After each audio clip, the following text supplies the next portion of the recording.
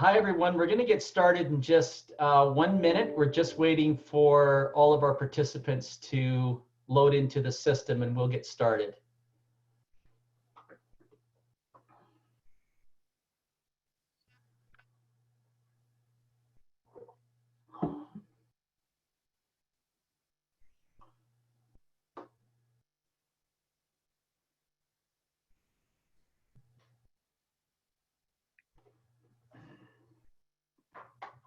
Which glasses to wear?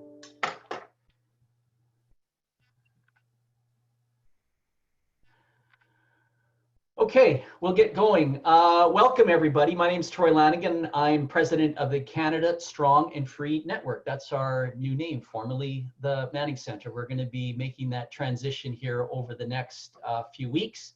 Have that in place, hopefully fully by the 1st of July. We are committed to networking Canada's conservative movement, and that is facilitating exchanges of policy issues and best practices to give leaders the best chance of success. And that's exactly what we're doing with these exchange calls. We started them last month. We had a great one on Tuesday, and maybe some of you are joining us again that were with us on Tuesday where we discussed action. Today, we are talking about issues. We are with a founder of the Manning Center, everyone knows, Preston Manning. He's going to discuss some of the ideas in his new book, Do Something. And yes, I'm going to answer the question that everyone's going to send me during this video conference now. I will send around after this a link to where and how you can get the book. But suffice to say, you can go on to manningcenter.ca and there's a link right off the front page with information as to how you get the book. And also, this recording will be made available at the conclusion of this, and you can spread it and pass it along to others, which we encourage you to do. So with that, I should just, one other point, sorry. Colin Craig's joining us, secondstreet.org. And how this will work is I'm going to talk to Preston for about a half hour, and Colin is going to monitor the Q&A. So if you go to the bottom of your screen, you'll see a Q&A. That's where to put the questions. So Colin will be going in there, monitoring, and then we'll be coming to him for some questions. So with that, welcome to Preston, a belated happy birthday. I think your birthday was yesterday, if I'm not mistaken. Right. So welcome, and we're going to get straight into some of the questions and the issues that raised with the book. So Preston, COVID-19 and the accompanying lockdown of the economy has created major challenges, not only for public health, but also both on the political and the economic fronts, of course.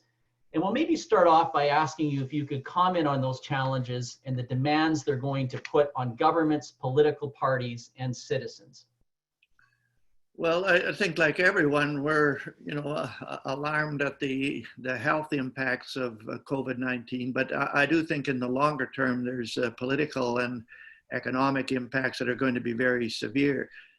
The most serious one, I think, politically, is the fact that the parliament has virtually been shut down, and that the prime minister and the cabinet are virtually governing without accountability to parliament, without being able to be questioned, particularly on these massive commitments to expenditures that they are making. So I think that's one of the number one political concerns arising from this. And again, if people want to do something, which is the focus of this book, if you're talking to particularly your member of parliament or communicating with your member of parliament, I think insisting that you want to see the parliament reopened would be a good thing, not just talking to Conservative MPs, but particularly to Liberal and NDPs as well.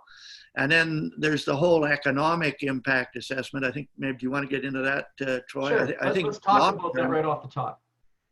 Yeah, the economic impacts are going to be probably the most severe resulting from this, and because there's massive unemployment, there's businesses, some of which are not going to recover. And I think the number one issue facing particularly, well, both provincial and federal politicians is economic recovery. There's a number of ideas in this book on the subject of economic recovery, because our growth rate, even prior to COVID-19, was not very good and was deteriorating. But that's going to be the, I think, the number one issue going forward. And again, if one is putting questions to political people, it should be what exactly are the proposals that you have for economic recovery going forward? I mean, one of the big challenges too, there's a great piece today in the National Post by one of our board directors, Joe Oliver, talking about governments trying to dig out of this problem with tax increases. They might not want to talk about it, but you know, I think this is going to be one of the big debates for conservatives coming up over the next several months. Well, just over the last few weeks, I've contacted a number of our contacts, particularly with the think tanks and the business community, and asked them if you could make one single proposal for economic recovery, what would it be? And there's a large number of these, many of which are discussed in this book, but one of the number one proposals was slash the regulatory red tape that is preventing infrastructure development. This has had a huge negative effect on the economy, and that's one thing that can be done. A second thing was, instead of handing out relief money to businesses, just leave more money in their pockets to start with. And this particularly has come from the SMEs, the small and medium-sized enterprises, which employ 70% of the Canadian workforce. And one of the suggestions there was just drastically reduce or at least eliminate payroll taxes, at least for a year, to assist these enterprises who can't leave the country if they want to leave the country. They're here one way or another. And these are some of the suggestions that have been put forward. One of the other points that I've been trying to make is that I don't think the leadership on economic recovery can come from the federal government. This is not the Prime Minister's. Economics and finance are not the Prime Minister's strength, and they're not the strength of that cabinet. And the leadership, I believe, has to come from the premiers. Right now, you have 7 conservative-oriented provincial governments and premiers: Alberta, Saskatchewan, Manitoba, Ontario, on a good day, the CAQ in Quebec, and the PEI and New Brunswick. And those premiers have been talking more frequently than they ever have before through the Council of the Federation, and mainly about the health impacts of this COVID-19. But I think that's where the leadership has to come from. And so if you're sending proposals to somebody, if you're a think tank or if you're an advocacy group, or even a citizen, the place to send them to is your premiers, and saying we want the leadership to come from you and not from, we don't expect it to come from the federal government. Right. So you talk about various general weaknesses in Canadian democracy, and you propose a lot of measures actually in the book for dealing with them.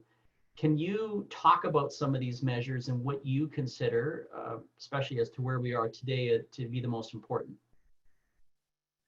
Well, the weaknesses of democracy are quite self-evident. Just the declining voting rates. A third of Canadians do not vote in elections. And despite all the improvements in communication and the ability to get to people, the declining voting patterns, I think, are serious. Secondly, there's just this increase in disrespect for politicians and for democratic institutions. I was talking to some pollsters the other day about how much public alarm is there, the fact that the Parliament is not sitting, that the government's just running wild without any accountability. And they said the disturbing thing is there isn't a lot of public angst about that. Right. You could go out and crusade about the need for Parliament to meet or the legislatures to meet, and a lot of people would say, well, I've got no more confidence in them than I do in the executive crowd. So those are very serious weaknesses. I've got a number of proposals in this book for dealing with them, but one of the main ones is to strengthen the knowledge and skills of our political practitioners. We simply do not invest in training people for political office to become a barista at Starbucks, I've said this a lot of times, you need 15 to 20 hours of training to know the difference between a mocha and a latte. But you can become a lawmaker in the Parliament of Canada or in your provincial legislature without a single hour of training in lawmaking. Is this good? So I've got a number of proposals in the book for strengthening the training component of political people. One of the major ones, and I've been on this for a long time, when I got out of the Parliament, I went and talked to the speakers and the clerks of the 13 elected legislatures in the country, the House of Commons, the 10 provincial legislatures, and the 3 territorial ones. And I asked them, you've seen hundreds and hundreds of people come through here, many of them unprepared for the tasks that they're assigned that are assigned to them. What would you suggest would be training programs or subjects that would help raise the knowledge and skill level of our democratic practitioners? And I got a list of about 30 things. And I've taken that to UBC. There's a Center for the Study of Democratic Institutions at UBC. And under Professor Max Cameron, he has put together a thing called the Institute for Future Legislators, where he took 5 or 6 of those suggestions and offers them as summer school courses through the Institute for Future Legislators. But what we're trying to get at UBC is a 100-seat replica of the House of Commons with everything, with media rooms, with caucus rooms, with everything. That would be a heavy-duty training institute for people that are serious about running for public office. So I know I'm kind of over-laboring this, but I think raising the knowledge and skill level for our political practitioners so that they command more respect from the public, so they do a better job when they get there is one of the major things we could do to strengthen democracy.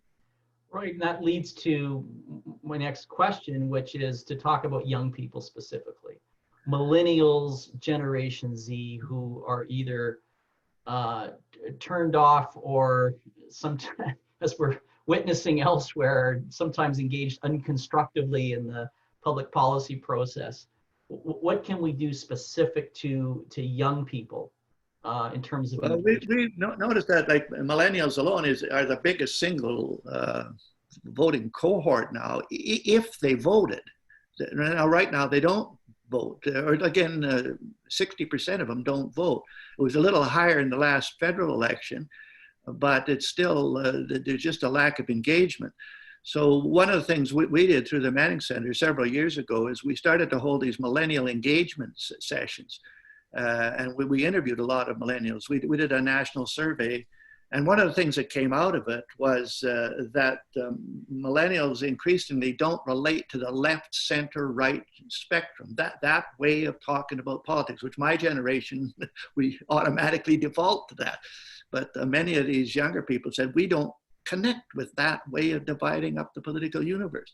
So we started to hold these millennial engagement receptions. We held a number of them, where we asked people, we put a bunch of other axes on the wall on posters and gave people little stickers. Say, where would you put yourself on this axis, on decentralization versus centralization?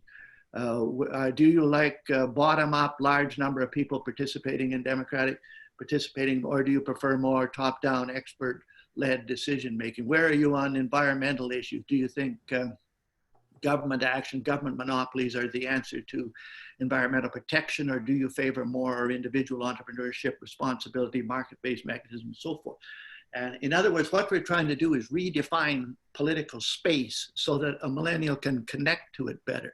And I think this is something that our political parties have to do. And there are other axes when if you connect with them, millennials will at least listen to you and identify. If you insist on talking about all politics within the left, right, center spectrum, I think you lose the vast majority of that audience. Got a whole chapter on that in the book. Isn't it true, though, that it's not just millennials, Generation Z, younger people, but we're almost becoming less ideological in our politics across the spectrum, because part of the rise of populism is that it is not as ideologically defined or as clearly defined, right? Well, if you consider a thing as ideological, if it's left, right, center, but if there are other ideologies, populism has an ideology. It's a small d Democrat ideology, is what it is. And if one can relate to that, maybe ideology is not the right word, but the populist movements are rooted in people becoming disillusioned with the democratic process, with everybody, with all the parties. We don't like any of them. And trying to reassert themselves through leaders from outside the traditional political processes. But I think you do have a point there that there's going to be some other basis than our traditional ideologies for getting these people to relate to the political process. Right. Well, we saw that in the discussion on Tuesday. A lot of people in the comments were saying, because U.S. politics, Trump's not a conservative, and this is a problem. And increasingly, we're seeing that with a lot of people that define themselves as populists. But one thing on that, Troy, that and this is maybe showing our Western Canadian bias here. In North America, there's no portion of North America that has had more experience with populism than Western Canada, and that includes the United States. In the 1920s, the Progressive Party of Canada was a populist movement. The farmers' parties, which were not only movements, ended up forming political parties and formed governments. And a number of them were populist movements. The Depression produced two populist parties, the CCF in Saskatchewan, Social Credit in Alberta, which went on to have national ramifications. Reform was first and foremost a populist party. So there's a lot of lessons to be learned from populism by Western Canadian experience. And the point to make to people that think populism is all negative is the Western Canadian experience proves that it is not. The progressives were the one that got women the vote in Canada and got the first woman elected to the federal parliament. What was she? She wasn't a liberal. She wasn't a conservative. She was elected to the old Progressive Farmers Party. Same in Alberta, the first women elected here. And whether you agree with the CCF or not, the Medicare thing came up through a populist party. Reforms positions, a lot of those were populist positions. So the populist political energy can be channeled into constructive courses and can be channeled into conservative courses depending on the leadership. Okay, let's transition into talking about the state of the conservative movement in Canada today. You've, in your book, identified some major weaknesses, and you've proposed a lot of measures in your book to address them. We can't talk about them all because that's a pretty big part of what you talk about in your book, actually. But let's talk about a few that you deem the most important and relevant as to where we're sitting today. Well, first of all, we are talking about weaknesses, but on the other hand, there's a lot of strengths. There's some very solid conservative think tanks and academics that generate intellectual capital, which is very important. Kissinger made the point in that book of his on the White House years that when you're in active politics, as I was, you don't generate intellectual capital, you use it.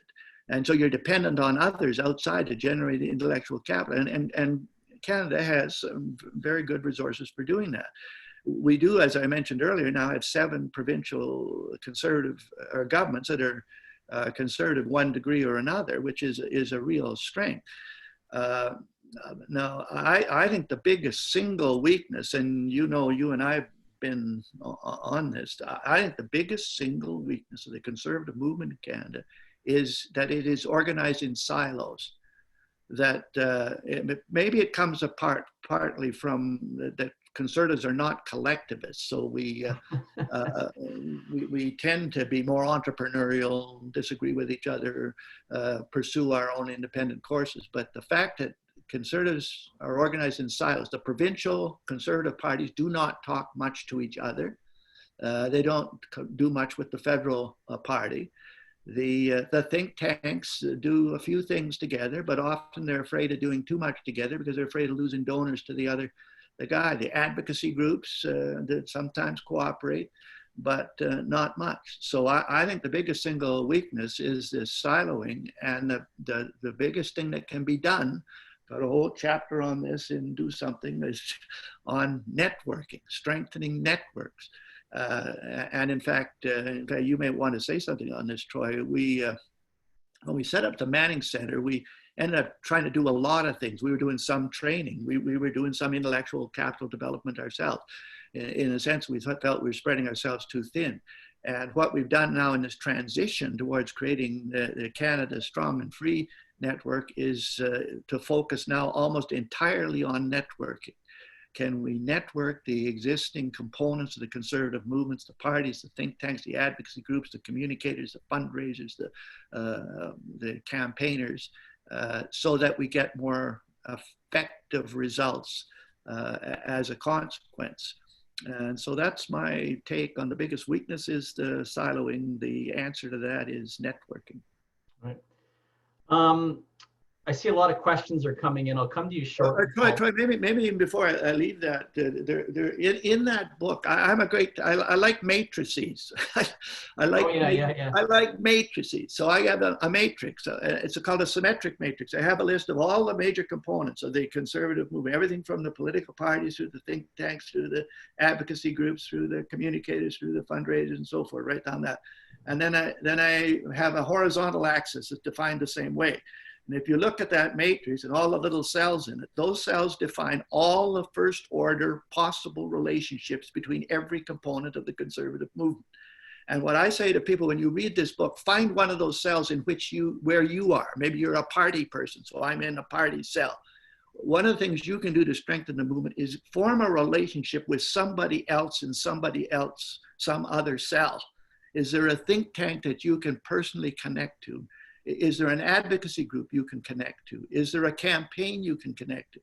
And the more individuals try to broaden those relationships, and that matrix, I think it's on page 257, that can be a guide to networking. And if you're just in your own cell, that's fine, but it won't strengthen the movement as much as if you're in your own cell and you form a relationship with those other things. Our conference was canceled in March, as you know, but we did talk about networking bingo, where we would take your sheet from page 250, whatever it was, and everybody at the conference had to fill in all the spots as to meeting somebody in a different area. And it's my observation, because I do go down to the States a lot. I travel a lot. Did international work with taxpayer groups for a long time. I do think they do it better, actually, Preston, in other countries. The Wednesday group that Grover Norquist has organized since the mid-90s is incredible. There's 250 plus people show up every Wednesday at this office in DC, and they are from all over. They're from people from Capitol Hill, they're pollsters, they're vendors, they're advocacy groups, think tanks. And they just get up and they talk briefly about what they're working on. And then the magic sort of happens. You can see it off on the sidelines that people say, hey, this is, you can't be prescriptive in networking, I think is the point. But you can certainly create the circumstances and the opportunities for people to collaborate in ways that they're probably not, they're not. We know that they're not doing as well as they could be, certainly here in Canada. And the one thing I'd add to that, Troy, I think Americans are a little more extroverted than us. And I think that facilitates networking, whereas we are a little more reserved. But the one thing I'd add to that is that the networking is fine, but in the end of the day, it's got to result in you doing something. Right. I do worry about, particularly with the advent of social media, it's interesting. It's very easy to network and to talk about things and blog about things and tweet about things and conference even about things, write about things. But at the end of the day, do you do something? And so if that networking can facilitate the doing of something, then I think it's the most powerful tool that you've got for political organization. Right. Yeah, and just to say, there are a lot of good examples. Some of these things are happening, but we certainly need to do more, and we're working to facilitate more of that as we go. I do see lots of questions coming. We are going to go to Colin, but there is one big question, and I know that it's something you've talked about and have passion around, and that's the big, going back to the word ideological, sort of debate or contest of the 21st century, and that's the whole idea of the communist version of state-directed governance versus market-directed capitalism as envisioned in the West. And that is a big battle we're seeing unfold over the last few years and into the future. And what are your thoughts on how the Western vision of democratic capitalism can win that battle over the worldwide? I think the first thing is to recognize that that is going to be just a huge, it is already a huge ideological contest, particularly on the international scene. After I left Parliament, when I was in Parliament, I visited China a number of times. I got to know the people with the International Liaison Department of the Communist Party, which is the foreign affairs department of the party, not the government. This is populated by hardcore ideologues, and it's a bigger department than our foreign affairs department. When I got out of Parliament, I knew a number of these people. So I asked them, I said, I want to visit your training centers for communist officials because I was pushing this. And to my surprise, they said, okay, because they're actually proud of what they do. And so I visited 3 of the largest training facilities for Communist Party officials, one in Beijing, one in Shanghai, and one in Shenzhen. And these are campuses like universities, thousands of people in them. Think tanks connected to them, and they are training their Communist Party officials to work at the local level, to work at the state level, and to work at the national level. In order to get to the national level, you have to have served at these other levels. You have to have served in at least 2 or 3 other areas of the country, so you're not just a Beijing guy or a Shanghai guy or whatever. You have to come back every 5 years for 6 months retraining. The investment that they make in training their people compared to what we do is frightening, the difference. And what are the major focuses that they're training? And I've had arguments with the, they say our state-directed democracy, and they use the word democracy, our state-directed democracy is superior to your citizen-directed democracy. And our state-directed capitalism, and they use that word, is superior to your market-driven capitalism. And I'll give you all kinds of examples. And they'll say, look, all around the world, our system is more popular with many countries in Africa than yours. Our system is more popular in much of Latin America than yours. And our system is more popular in most of Asia than yours. So that's the big contest we're into. And what I suggest, I've got a whole chapter on this in the book. And this was written long before the COVID-19 business. I've been on this since 2006. That what this means is we have to strengthen citizen-directed democracy, and we have to strengthen market-driven capitalism if we're going to win that contest. And that's got to be one of our major ideological focuses. And say I've got a lot of ideas on how that can be done. But the starting point is to recognize you're in that competition, and that these people we're competing with actually sincerely believe that their system is superior to ours on both those fronts. Sobering stuff. Yeah, on that note,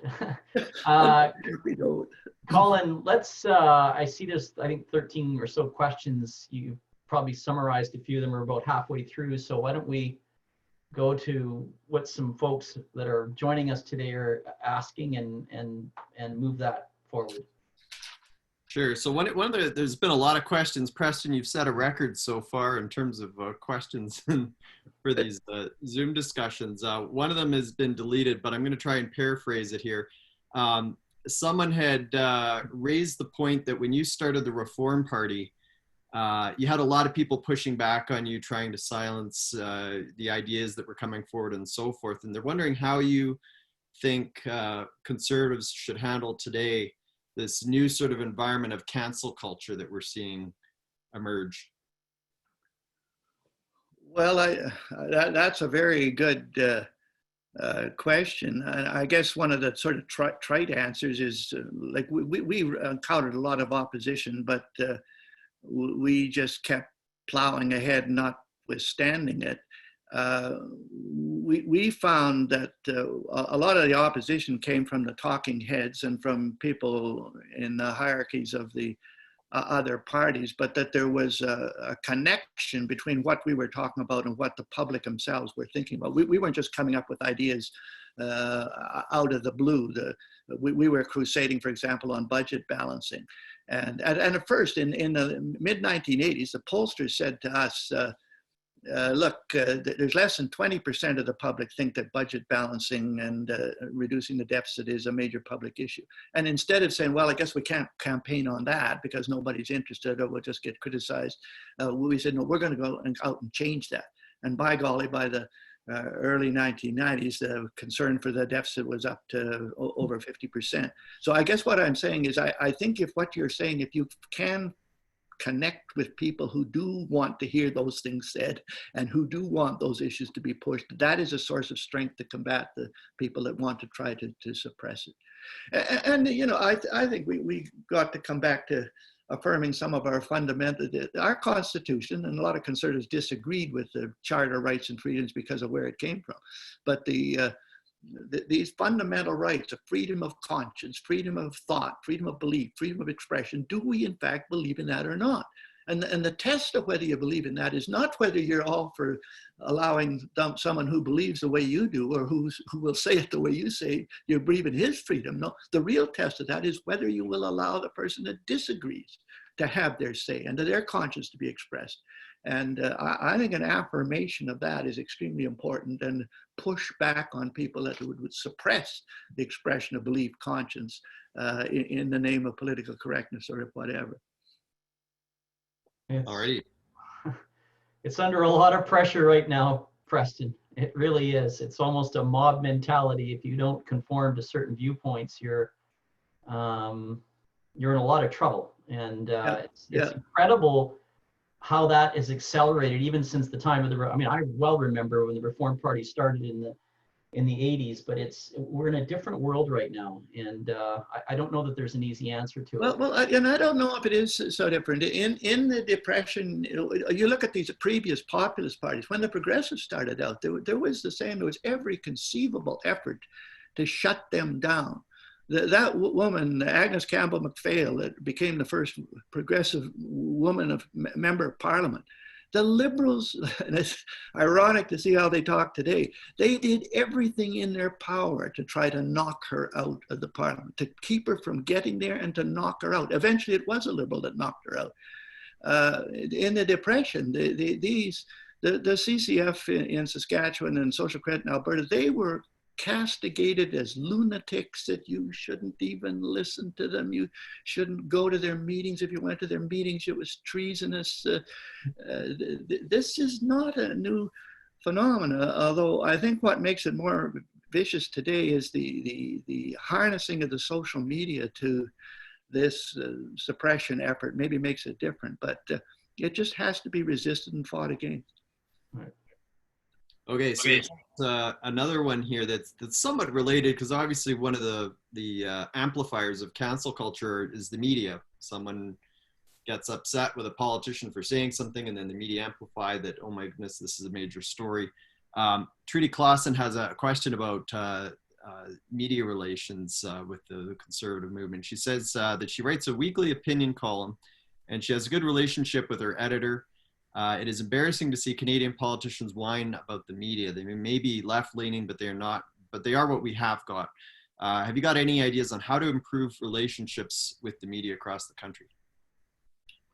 Well, I think the effectiveness of the mass media is going down. I think there's a lot of data that's being replaced by communications through the social media. And so this isn't exactly a direct answer to that question, but I think the more active and the more effective conservatives become with the social media, it becomes less important what positions the mass media, the more traditional mass media take.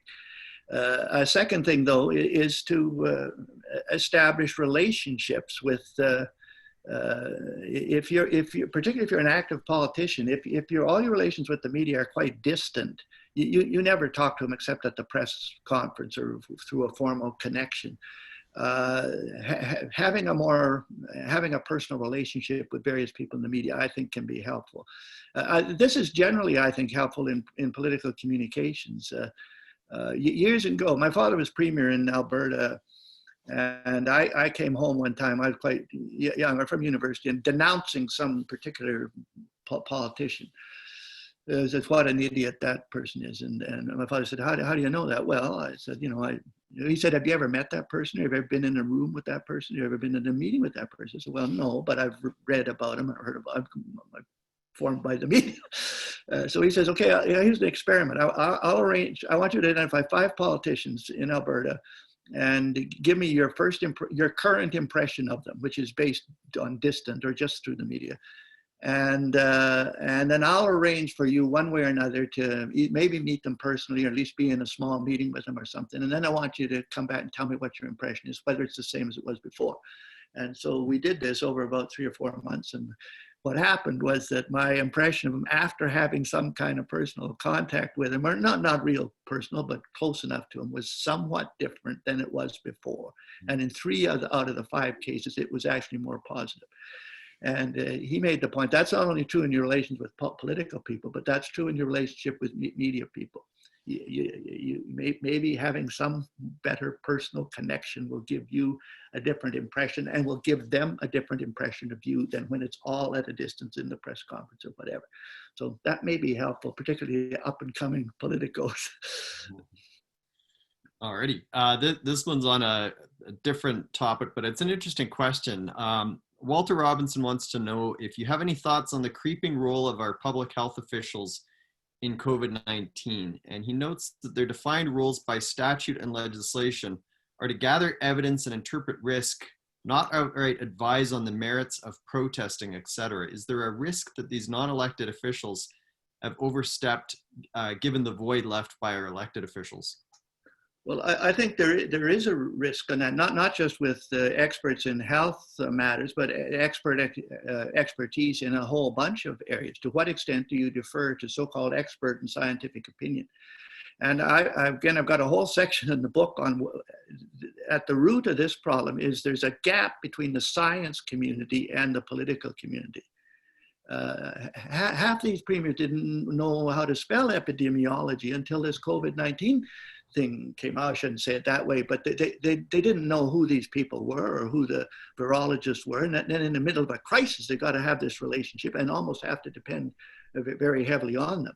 So I think one of the things that can alleviate the problem that's referred to here is to build a stronger relationship between the science and political communities in advance of any kind of a crisis.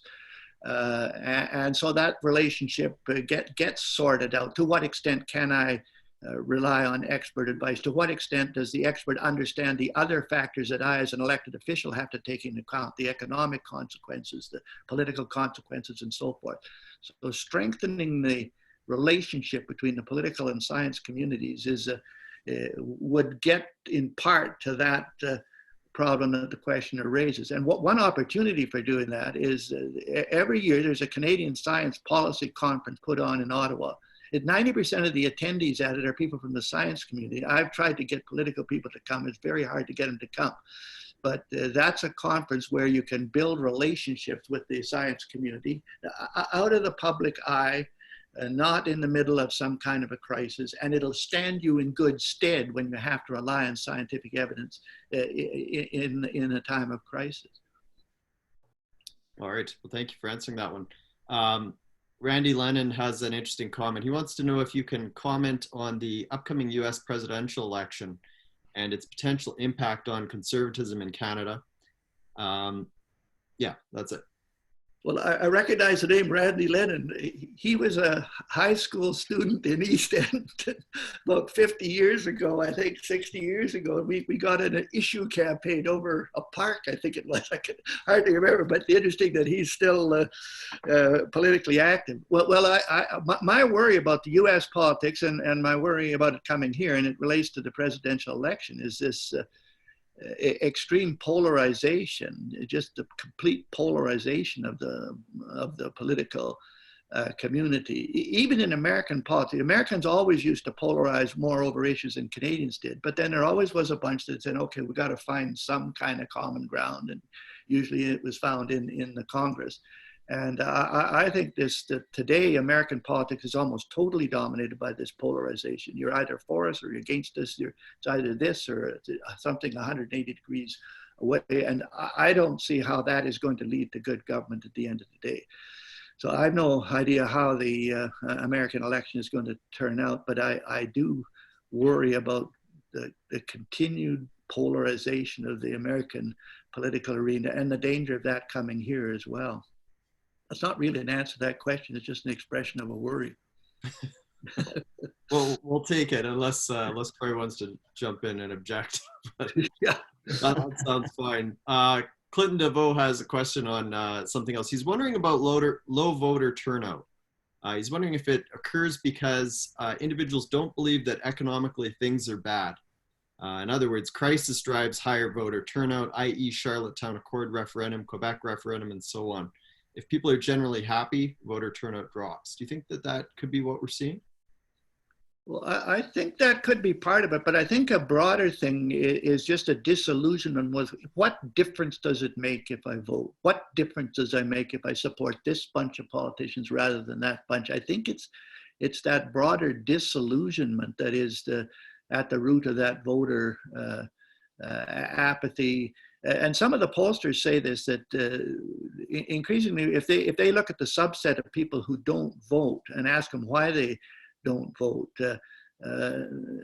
more and more it's this disillusionment with it won't do any good, I don't like any of them, that sort of thing. And it's not necessarily by people that are, don't care about it. They actually do care about it, but they're disillusioned. So that begs the question then, what can be done to strengthen the credibility of the political actors? I've got a few technical things in the book about just what if you offered a prize. In fact, I once tried to talk Elections Canada into that. What if you had $1 million available to some public project in a constituency that had the highest voter turnout in the federal election? Is there some incentives you could give to try to crank the, of course they gave me 1,000 reasons why it would be illegal and impossible to do, but there may be ideas like that, and I've got a number of them that I collected that are in the book. Preston, what about the idea though that most votes don't count on any given election? 60% of the people who cast a ballot in any given riding don't get the representative of the party they wanted, because first past the post rewards 35 to 40% of votes disproportionately. What are your thoughts? Because it is coming up more and more. There's been some referendums in the province about proportional voting systems that would align more closely people's preferences with actually seeing representation in parliaments and legislatures. I know this isn't wildly popular on conservative sides, but I actually have some sympathy for the viewpoint. I'm wondering what your thoughts on it are. Well, I have two thoughts on that. First of all, when I run into people say, oh, my vote doesn't count, I say in the 1993 election, Reform lost 3 seats in Edmonton by a total of 325 votes. If Reform had won those 3 seats, Reform would have been the official opposition in Parliament instead of the Bloc Québécois. The Bloc used that next 4 years, under Bouchard particularly, to build up support that almost cracked the country up. Almost cracked the country up. People don't know how close that was. My worst night in Parliament was that referendum. And if the country had cracked up, I was going to go back to Edmonton and say there are 325 people here who are responsible for breaking up the country because they didn't get out and vote. So the idea that your vote may or may not count, yeah, a lot of times maybe it doesn't, but there are occasions when it does. You don't know when it is. Now, coming back to changing the voting system, I think there is merit in talking about alternative voting system, but people have to realize, for one thing, when an alternative is put forward by a political party, particularly by a government, you know why they put it forward. They think it is the system under which they can win.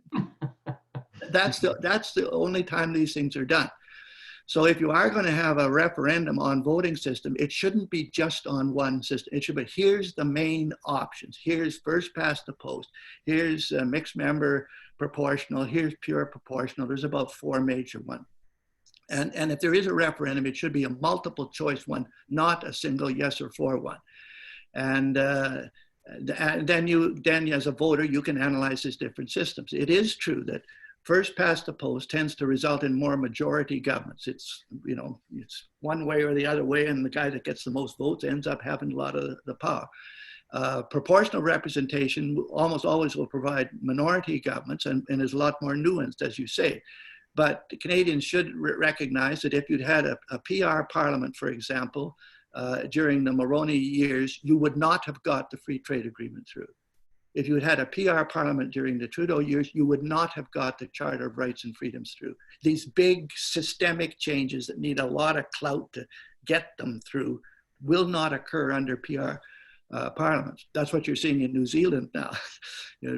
Roger Douglas literally blew the system up because he had the power under first past the post. The electors got, we're never going to give anybody that kind of power again. They went to this mixed member thing, and there's never been the strength to do that type of thing again. So I think there's merit in looking at electoral reform, but insist upon a multiple choice, and then you got to make your evaluations. Do you want to have somebody that enough power to impose something even if it's unpopular, or are you so reluctant about that that you don't want anybody to have that much power? Alrighty. Gabriel has a question that's kind of along the same lines in terms of democracy and getting people voting and engaged and interested. He wants to know how we engage more youth into politics. Kind of touched on this earlier a little bit with the research that your organization did. Yeah. Young people, but do you have any insight as to how you actually get them involved, knocking on doors, joining campaigns, working for? Well, organizationally, there is this organization called Student Vote, that tries to organize elections at high schools in connection with a provincial or a federal election. And I think they do a lot of good work. They actually introduce a lot of young people to the idea of voting and political participation. And supporting Student Vote, if there's not a Student Vote emphasis or organization in say, the high school that your children are going to, or that maybe a young person you're going to, making sure there is one would be one step in that direction. And then secondly, I think we that are in the political arena have got to do more to make our events and our communications more attractive to those younger people. And I don't mean by charismatic, simplistic issue or simplistic image politics, but I think even in organizing meetings, there are things one can do to make them more attractive to younger people. So it's not just seen as this is what the old guys do. This is what the old guys do. I used to, even when we had open question periods in meetings, if I saw younger people there, I would almost in the question period, for example, just say, look, we've heard from all the old guys here, but what do you think? Just try to pull it out a little bit more. Alrighty. This is on a different topic, but Jennifer's wondering if you see an opportunity to do some important environmental work as part of the COVID-19 recovery period. Well, I think this is a huge subject, and it goes along around COVID-19. When I get into the Conservative strengths and weaknesses, I think one of the areas where Conservatives have been weak, one is on the social services end of things. We've tended to accept that the welfare state is going to be there, that 2/3 of the expenditures of every provincial government is going to be health, education, social services. And basically our traditional argument is, well, we can run the welfare state better than the other guys, which is not a particularly strong position. So there's an area where I think Conservatives got to develop new and better policies, basically argue for a mixed social services sector, public and private, with universal access and high standards, but a mixed social services sector that's an alternative to the monopolistic approach. And on the environment is another area where I think Conservatives have been weak. And not just in relation to COVID-19, but I think Conservatives have got to put forward market-based approaches to environmental conservation as alternatives to state-directed measures.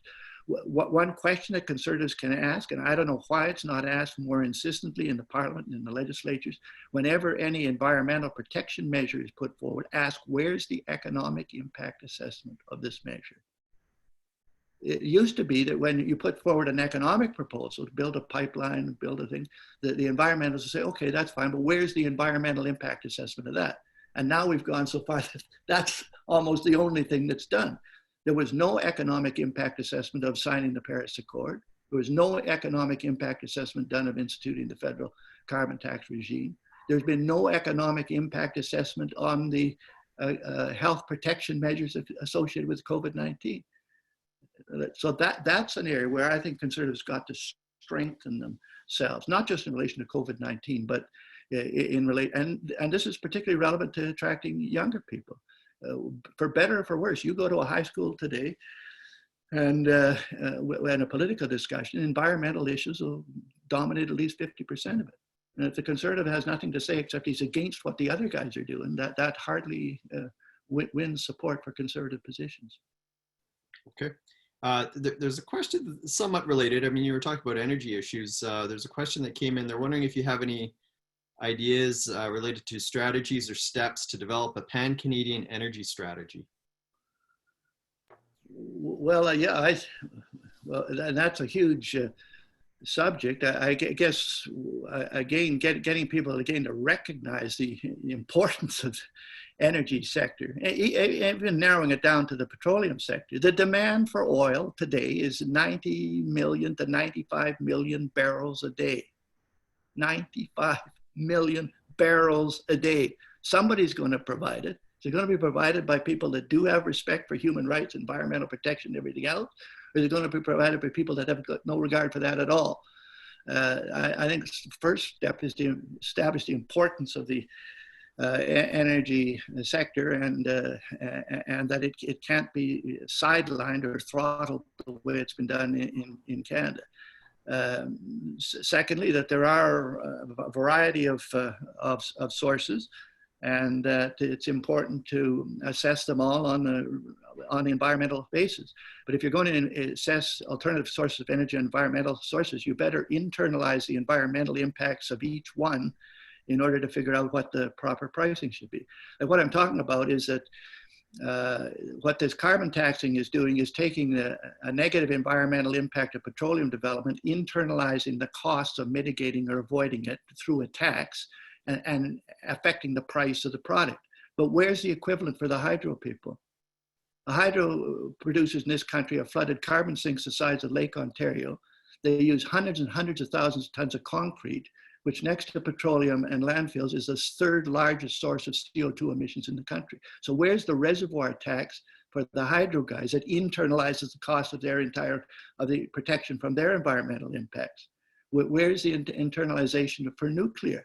Sure, nuclear doesn't produce a lot of CO2, but it produces one of the deadliest poisons known to man, on which billions of dollars have been spent to try to mitigate or avoid it. So where's the radiation tax for those guys? If you're going to internalize the cost of avoiding or mitigating the environmental impacts of one energy source, you better internalize it for the others, or you're sending the wrong pricing signals to consumers. So I think there's a lot of work that can be done on that front, and it relates to not just focusing on one sector of the one portion of the energy sector, but focusing on all of them.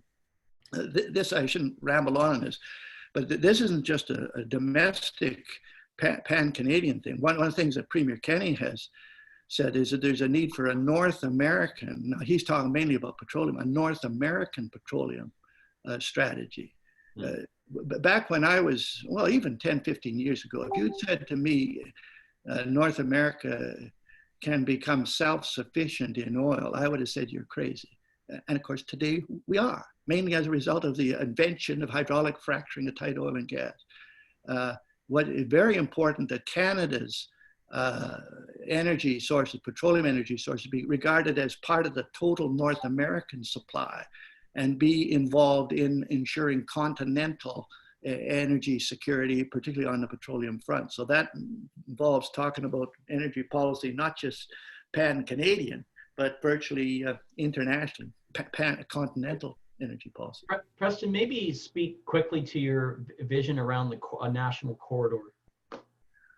Well, I just find it so frustrating that this country is the second largest country by land mass in the world, which means it has the second largest store of natural resources in the world. This is a very, very wealthy country in terms of natural resources. But a lot of our resources are interior, and so they have to be moved to tidewater. And so we need transportation, unfettered transportation corridors to the Atlantic, the Pacific, and the Arctic.